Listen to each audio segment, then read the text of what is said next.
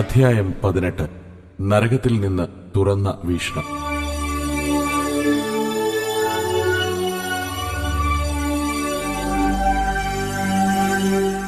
ഈ ദർശനം ഭാവിയിലേക്കുള്ളതാണ് എന്ന് കർത്താവ് പറഞ്ഞു. കർത്താവിന്റെ മണവാട്ടിയായ വിശുദ്ധന്മാർക്ക് ഇത് കാണാനോ അനുഭവിക്കാനോ ഇടം വരികയില്ല. അതിനാൽ കർത്താവിന്റെ കുഞ്ഞുങ്ങളെ, ലോകത്തിന്റെ നാനാഭാഗത്ത് ഉത്തേജനം കൊടുത്ത് ഉണരുകയും ഉണർത്തുകയും ചെയ്യുക. എന്തുകൊണ്ടെന്നാൽ എന്റെ വചനത്തെപ്പോലെ ഞാൻ വീണ്ടും വേഗം വരും. കർത്താവ് എന്നോട് പറഞ്ഞു, പരിശുദ്ധാത്മാവ് ലോകത്തോട് എന്തു പറയുന്നു എന്ന് ചെവിക്കൊള്ളുക. ഞാൻ നോക്കുമ്പോൾ അഗ്നിസർപ്പത്തിന്റെ കൊമ്പുകൾ ലോകത്തിലുള്ള മനുഷ്യരുടെ ശരീരത്തിൽ തറയ്ക്കുന്നതായി കണ്ടു. വളരെ ആളുകൾ ഈ സർപ്പത്താൽ ആവേശിക്കപ്പെടുന്നതായി കണ്ടു. ഞാൻ നോക്കിക്കൊണ്ടിരിക്കുമ്പോൾ ഒരു വലിയ മൃഗം പൊങ്ങി ഒരു വിശാല സ്ഥലത്ത് ഒരു മനുഷ്യന്റെ രൂപത്തിൽ മാറുന്നത് കണ്ടു. അവിടെ വസിച്ചിരുന്ന മനുഷ്യർ കാടുകളിലേക്കും ഗുഹകളിലേക്കും ബോംബ് വീണാൽ ഒളിക്കുന്നത് പോലെയുള്ള ഏതെങ്കിലും സ്ഥലത്തേക്കും ഓടി ഈ മൃഗത്തിൽ നിന്നും രക്ഷപ്പെടുവാൻ നോക്കി. ആ സമയത്ത് ആരും യേശുവിനെ സ്തുതിക്കുകയോ ദൈവത്തെ വാഴ്ത്തുകയോ ചെയ്തിരുന്നില്ല. അപ്പോൾ ഞാൻ ഒരു ശബ്ദം കേട്ടു, എന്റെ ജനങ്ങൾ എവിടെ? ഞാൻ സൂക്ഷിച്ചു നോക്കുമ്പോൾ മരിച്ചവരെ പോലുള്ള ആളുകൾ നടക്കുന്നത് ഞാൻ കണ്ടു. അപ്പോൾ പരിഭ്രമവും ദുഃഖവും നിറഞ്ഞ അന്തരീക്ഷമായിരുന്നു. ആരും ഇടത്തോട്ടോ വലത്തോട്ടോ തിരിഞ്ഞില്ല. ഈ ആളുകളെ ഏതോ ദുഷ്ട അദൃശ്യശക്തി നയിച്ചുകൊണ്ടിരുന്നു. ആ ശബ്ദത്തെ അവർ അനുഗമിക്കുകയും അനുസരിക്കുകയും ചെയ്തിരുന്നു. അവർ തമ്മിൽ തമ്മിൽ സംസാരിച്ചിരുന്നില്ല. അവരുടെ നെറ്റിമേലും കൈമേലും 666 നമ്പർ മുദ്രണം ചെയ്തിരുന്നു. കുതിരപ്പുറത്ത് സഞ്ചരിക്കുന്ന പട്ടാളക്കാർ ഇവരെ നിയന്ത്രിച്ചുകൊണ്ടിരുന്നു. പല രാജ്യത്തിന്റെ കൊടികൾ അവിടെയായി നശിച്ചു കിടക്കുന്നതായി ഞാൻ കണ്ടു. ആ ആളുകൾക്ക് യാതൊരു സന്തോഷമോ ചിരിയോ ഉന്മേഷമോ ഉണ്ടായിരുന്നില്ല. എല്ലായിടത്തും ശ്മശാനമൂകത തളം കെട്ടിയിരുന്നു. ഇവർ നിരാശപ്പെട്ട പട്ടാളത്തടവുകാരെ പോലെയുള്ള വേഷത്തിൽ ഒന്നിനു പിറകെ ഒന്നായി പട്ടാളക്കാരാൽ സൂക്ഷിക്കപ്പെട്ട് ചുറ്റും കമ്പിവേലിയുള്ള ഒരു ഡിപ്പാർട്ട്മെന്റൽ സ്റ്റോർ പോലെയുള്ള സ്ഥലത്തേക്ക് നയിക്കപ്പെട്ടു. എല്ലായിടത്തും പട്ടാളക്കാർ അവരുടെ വേഷത്തിൽ കാണപ്പെട്ടു. ഈ സ്റ്റോറിൽ നിന്നും വളരെ അത്യാവശ്യമുള്ള സാധനങ്ങൾ മാത്രം വാങ്ങുവാൻ അനുവദിച്ചു. അതിനുശേഷം അവരെ വരിവരിയായി ഒരു വലിയ പട്ടാള വണ്ടിയിലേക്ക് കയറ്റി. അത് പ്രത്യേകം കാവലോടുകൂടി വേറൊരു സ്ഥലത്തേക്ക് ഓടിച്ചുകൊണ്ടുപോയി. അവരെ ഒരു പ്രത്യേക വൈദ്യപരിശോധനയ്ക്ക് കൊണ്ടുപോവുകയും പകർച്ചവ്യാധി, അംഗവൈകല്യം മുതലായവയുള്ള കുറച്ചുപേരെ അവരിൽ നിന്ന് മാറ്റുകയും ചെയ്തു. ഈ പരീക്ഷണത്തിൽ മാറ്റി നിർത്തിയവരെ വേറൊരു മുറിയിലേക്ക് നയിച്ചു. ആ മുറിയിൽ പലതരത്തിലുള്ള സ്വിച്ചുകളും ബട്ടണുകളും സാമഗ്രികളും ഭിത്തിയിൽ ഘടിപ്പിച്ചിരുന്നു. ഒരു വാതിൽ തുറന്ന് തൊഴിൽ പരിശീലനം പ്രാപിച്ച കുറച്ചാളുകൾ കടന്നുവന്ന് അതിൽ ഒരാൾ മുറിയിലുള്ള ആളുകളുടെ പേരുകൾ ഒന്നൊന്നായി വിളിക്കുവാൻ തുടങ്ങി. ഓരോരുത്തരായി എതിര് പറയാതെ ഒരു വലിയ പെട്ടിയിലേക്ക് പ്രവേശിച്ചു. അവർ എല്ലാവരും അകത്ത് കയറിയപ്പോൾ വേറൊരാൾ പെട്ടിയുടെ വാതിൽ അടച്ചിട്ട് ചുവരിലെ ഒരു സ്വിച്ച് വലിച്ചു. കുറച്ചു നിമിഷങ്ങൾക്കകം ആ പെട്ടിയുടെ വാതിൽ തുറന്നു നോക്കിയപ്പോൾ അതിലുണ്ടായിരുന്ന ആളുകൾക്ക് പകരം കുറച്ച് ചാരവും പൊടിയും മാത്രമേ ഉണ്ടായിരുന്നുള്ളൂ. മെഡിക്കൽ പരിശോധനയിൽ പാസ്സായ മറ്റുള്ളവരെ ആ വണ്ടിയിൽ തന്നെ വീണ്ടും ഒരു തീവണ്ടിയിൽ കയറ്റി. അവർ തമ്മിൽ നോക്കുകയോ സംസാരിക്കുകയോ ചെയ്തിരുന്നില്ല. അവരെ വേറൊരു സ്ഥലത്തേക്ക് കൊണ്ടുപോയി. എല്ലാവർക്കും ഓരോ ജോലി കൊടുത്തു. അവർ യാതൊരു തർക്കവും കൂടാതെ ജോലി ചെയ്തുകൊണ്ടിരുന്നു. ആ ദിവസത്തെ ജോലി കഴിഞ്ഞപ്പോൾ അവരെ ജയിൽ പോലെ വേലികെട്ടിയ ഒരു കെട്ടിടത്തിലേക്ക് കൊണ്ടുപോയി. അവർ അവിടെ കിടന്നുറങ്ങി. പിറ്റേ ദിവസവും അവർക്ക് കഠിനാധ്വാനം ചെയ്യേണ്ടതുണ്ടായിരുന്നു. ഞാൻ ഒരു വലിയ ശബ്ദം അന്തരീക്ഷത്തിൽ കേട്ടു. ഒരു വലിയ മൃഗം സിംഹാസനത്തിൽ ഇരിക്കുന്നതായി കണ്ടു. എല്ലാവരും ആ മൃഗത്തെ അനുസരിച്ചിരുന്നു. ഞാൻ ദർശനത്തിൽ അവന്റെ തലയിൽ നിന്നും കൊമ്പുകൾ വളരുന്നതും കണ്ടു. അത് ലോകത്തിന്റെ എല്ലാ കോണിലും വ്യാപിക്കുന്നതായി കണ്ടു. എല്ലാ അധികാരങ്ങളും വാഴ്ചകളും കൈയടക്കി അവൻ പരമാധികാരിയായി തീർന്നു. അവൻ എല്ലായിടത്തും സഞ്ചരിച്ച് മനുഷ്യജാതിയെ മുഴുവനായി വഞ്ചിച്ചു. പ്രശസ്തരും പ്രഭുക്കന്മാരും ദരിദ്രരുമായ എല്ലാവരെയും കബളിപ്പിച്ചു. അവരെല്ലാവരും അവനെ സ്തുതിക്കുകയും ആരാധിക്കുകയും ചെയ്തു വന്നു. ഒരു വലിയ യന്ത്രം ഒരു ഓഫീസിൽ കൊണ്ടുവന്നു. ഈ മൃഗം അവന്റെ അടയാളം അതിന് കൊടുത്തു. അവന്റെ ശബ്ദം അതിൽ കൂടി പ്രതിധ്വനിച്ചു. വേറെ ഒരു മെഷീൻ കൂടി കൊണ്ടുവന്നു.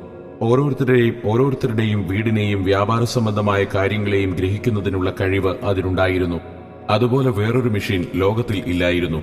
അതിന്റെ ഓരോ ചെറിയ ഭാഗങ്ങൾ ഓരോ വീടുകളിലും അഗോചരമായി വെച്ചിരുന്നതിനാൽ ഓരോരുത്തരുടെയും രഹസ്യവും പരസ്യവുമായ പ്രവൃത്തികളെ ഈ മൃഗത്തിന് അറിയുവാൻ കഴിയുമായിരുന്നു. ആ മൃഗം അവന്റെ സിംഹാസനത്തിൽ ഇരുന്നുകൊണ്ട് എന്റെ നേർക്ക് തിരിഞ്ഞു. അവന്റെ നെറ്റിയിൽ 666 നമ്പർ ഉണ്ടായിരുന്നു. ഞാൻ നോക്കിക്കൊണ്ടിരിക്കുമ്പോൾ വേറൊരു മനുഷ്യൻ വേറൊരു ഓഫീസിൽ മൃഗത്തോട് വളരെ ക്രുദ്ധനായിരിക്കുന്നത് കണ്ടു. അവനോട് സംസാരിക്കണമെന്ന് ആവശ്യപ്പെട്ടു. അവൻ വളരെ ശബ്ദമുയർത്തി ആക്രോശിക്കുന്നുണ്ടായിരുന്നു. മൃഗം അവനെ സമീപിച്ച് വളരെ ആദരവോടെ ഞാൻ നിന്റെ എല്ലാ പ്രശ്നങ്ങൾക്കും പരിഹാരമുണ്ടാക്കിത്തരാമെന്ന് പറഞ്ഞു. മൃഗം അവനെ ഒരു വലിയ മുറിയിൽ കൊണ്ടുപോയി ഒരു വലിയ മേശമേൽ കിടത്തി. ആ മേശ ആശുപത്രിയിലെ എമർജൻസി പോലെ സജ്ജമായിരുന്നു. ആ മനുഷ്യനെ ബോധം കെടുത്തി ഒരു വലിയ മെഷീന്റെ അടുക്കൽ കൊണ്ടുപോയി. മനുഷ്യനെ യന്ത്രത്തിൽ നിന്നും മാറ്റിയപ്പോൾ അവൻ ഒരു നിർവിചാരകനെ പോലെ ദൂരേക്ക് നോക്കിക്കൊണ്ടും ഉന്മേഷമില്ലാത്തവനായും കണ്ടു. അവന്റെ തലയിൽ കുറെ ഭാഗം ശൂന്യമായും അവന്റെ മനസ്സ് യന്ത്രത്താൽ മാറ്റപ്പെട്ടതായും മൃഗത്തിന് പൂർണ്ണമായും വിധേയപ്പെട്ടതായും കണ്ടു. മൃഗം അവനോട്, നീ ഇപ്പോൾ നല്ലതായി തോന്നുന്നില്ലേ? ഞാൻ നിന്റെ എല്ലാ പ്രശ്നങ്ങൾക്കും പരിഹാരം തരാമെന്ന് പറഞ്ഞില്ലേ? ഞാൻ നിനക്ക് ഇപ്പോൾ പുതിയ മനസ്സ് തന്നു. നിനക്ക് മേലിൽ യാതൊരു വിഷമവും പ്രയാസവും ഉണ്ടാകുകയില്ല. ആ മനുഷ്യൻ അതിന് മറുപടി പറഞ്ഞില്ല. മൃഗം അവനോട്, നീ എന്റെ എല്ലാ കൽപ്പനകളും അനുസരിക്കും എന്ന് പറഞ്ഞ് അവന്റെ ഷർട്ടിൽ ഒരു യന്ത്രം പിടിപ്പിച്ചു. മൃഗം അവനോട് സംസാരിച്ചപ്പോൾ അവൻ വായനക്കാതെ അതിന് മറുപടി പറഞ്ഞു. അവൻ ഒരു ചത്ത മനുഷ്യനെ പോലെ ജീവിച്ചിരുന്നു. അവൻ പറയുന്ന ജോലികൾ ചെയ്തുകൊണ്ടിരുന്നു. അവൻ ആരോടും പരിഭവം പറയുകയോ നിരാശപ്പെടുകയോ കരയുകയോ ചെയ്തില്ല. നീ മരിക്കുന്നതുവരെ എനിക്ക് വേണ്ടി പ്രവർത്തിക്കണമെന്ന് മൃഗം പറഞ്ഞു. ഈ വിധം നിന്നെപ്പോലെ നിയന്ത്രിക്കപ്പെടുന്ന പല ആളുകളും എന്റെ കസ്റ്റഡിയിലുണ്ട്. അവർ തമ്മിൽ ശണ്ട കൂടുകയും കള്ളം പറയുകയും ചിലർ മറ്റുള്ളവരെ കൊല്ലുകയും മറ്റു ചിലർ മോഷ്ടിക്കുകയും മറ്റു ചിലർ മറ്റനേകം കാര്യങ്ങൾ ചെയ്യുകയും ചെയ്യുന്നു. എല്ലാ കാര്യങ്ങളും ഇങ്ങനെ മൃഗം സ്വന്തം ഇഷ്ടപ്രകാരം നിയന്ത്രിക്കുന്നു. ദർശനത്തിൽ ഈ മനുഷ്യൻ മൃഗത്തിന്റെ ഓഫീസിൽ നിന്നും ഇറങ്ങി കാറിൽ കയറി വീട്ടിലേക്ക് പോയി. വീട്ടിൽ ചെന്നപ്പോൾ അവന്റെ ഭാര്യ അവനെ സ്വാഗതം ചെയ്തെങ്കിലും അവനിൽ നിന്ന് യാതൊരു പ്രതികരണവും ഉണ്ടായില്ല. അത്രയ്ക്ക് അവന്റെ മനസ്സിനെ മൃഗം മാറ്റിയിരുന്നു. അപ്പോൾ ഭാര്യ കോപിക്കുകയും കരയുകയും ചെയ്തിട്ട് അവൾ നേരെ മൃഗത്തിന്റെ ഓഫീസിലേക്ക് പോയി. മൃഗം ആ സ്ത്രീയോട്, നിന്റെ വിഷമതകൾ എന്നോട് വിവരിക്കുക, ഞാൻ അതിന് പരിഹാരം ചെയ്തു തരാം എന്ന് പറഞ്ഞു. അവളെ തന്റെ ഭർത്താവിനെ കൊണ്ടുപോയ അതേ മേശയിലേക്ക് കൊണ്ടുപോവുകയും അയാൾക്ക് നേരിട്ട അതേ അവസ്ഥ ആ സ്ത്രീക്ക് ഉണ്ടാവുകയും അവളും ആ മൃഗത്തിന് അടിമയായി തീരുകയും ചെയ്തു. മൃഗം അവളോട്, ഇപ്പോൾ നിനക്ക് പരിപൂർണ സൗഖ്യമാണോ എന്ന് ചോദിച്ചതിന് അവൾ മറുപടി പറഞ്ഞില്ല. എന്നാൽ ഒരു ചെറിയ യന്ത്രം അവളുടെ ബ്ലൗസിൽ ഘടിപ്പിച്ചപ്പോൾ മൃഗം അവളുടെ യജമാനനും ദൈവവുമാണെന്ന് അവൾ സമ്മതിക്കുകയും ചെയ്തു. അവൾ അവനെ ആരാധിക്കുവാൻ തുടങ്ങി. നിനക്ക് അനവധി കുഞ്ഞുങ്ങൾ ഉണ്ടാകും, അവർ എന്നെ അനുസരിക്കുകയും സേവിക്കുകയും ചെയ്യും എന്ന് മൃഗം അവളോട് പറഞ്ഞു. അപ്പോൾ അവൾ അതേ യജമാനനെ എന്ന് സമ്മതിച്ചു. പിന്നീട് ഞാൻ അവളെ വേറൊരു സ്ഥലത്ത് അനേകം ഗർഭിണികളായ സ്ത്രീകളോടുകൂടെ കണ്ടു. അവർ പലരും ജീവനില്ലാത്തവരെ പോലെ കിടന്ന് ഓരോ രീതിയിൽ ഈ മൃഗത്തെ സ്തുതിച്ചും വാഴ്ത്തിയും കൊണ്ടിരുന്നു. അവരുടെ നെറ്റിയിൽ 666 മുദ്രണം ചെയ്യപ്പെട്ടിരുന്നു.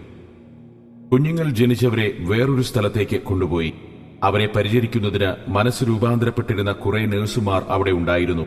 അവരുടെ നെറ്റിയിലും 666 മുദ്രണം ചെയ്യപ്പെട്ടിരുന്നു. ലോകം നിയന്ത്രിക്കത്തക്കവണ്ണം മൃഗം ശക്തി പ്രാപിച്ചു വന്നു. ആ കുഞ്ഞുങ്ങൾ വളർന്ന് ഒരു പ്രായമായപ്പോൾ മനസ്സ് പരിവർത്തിപ്പിക്കുന്ന യന്ത്രത്തിന്റെ അടുക്കൽ അവരെയും കൊണ്ടുവന്നു. ആ പൈതങ്ങളും പിന്നീട് മൃഗത്തെയും അതിന്റെ പ്രതിമയെയും ആരാധിക്കുവാൻ തുടങ്ങി. എന്നാൽ ദൈവമക്കളുടെ മേൽ ആ യന്ത്രത്തിന് യാതൊരു ശക്തിയും ഇല്ലായിരുന്നു. ദൈവശബ്ദം ഞാൻ കേട്ടതെന്തെന്നാൽ, മൃഗത്തെയും അതിന്റെ പ്രതിമയെയും ആരാധിക്കുന്നവരെല്ലാം നശിച്ചുപോകും. പലരും ചതിക്കപ്പെട്ട് മൃഗത്തെയും അതിന്റെ പ്രതിമയെയും ആരാധിക്കും. എന്നാൽ ദൈവം തന്റെ കുഞ്ഞുങ്ങളെ അവന്റെ വലയിൽ നിന്ന് വിടുവിച്ച് സൂക്ഷിക്കും. ഈ സംഭവങ്ങൾ അന്ത്യകാലത്ത് നടക്കേണ്ടതാണ്. ഒരു കാലത്തും ഈ മൃഗത്തിന്റെ മുദ്ര ഏൽക്കരുത്.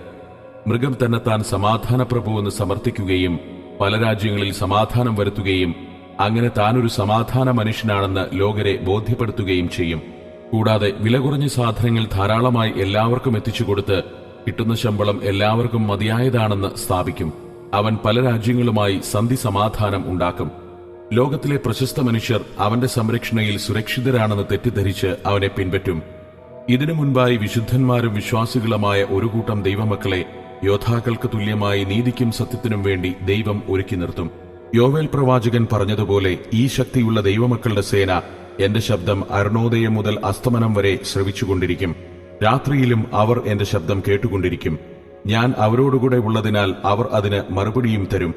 അവർ എനിക്കായി യോദ്ധാക്കളെപ്പോലെ ഓടുകയും പ്രവർത്തിച്ചുകൊണ്ടിരിക്കുകയും ചെയ്യും. ഈ കാര്യങ്ങളെല്ലാം യേശുക്രിസ്തു ഒരു തുറന്ന ദർശനത്തിലൂടെ എനിക്ക് കാണിച്ചു തന്നു.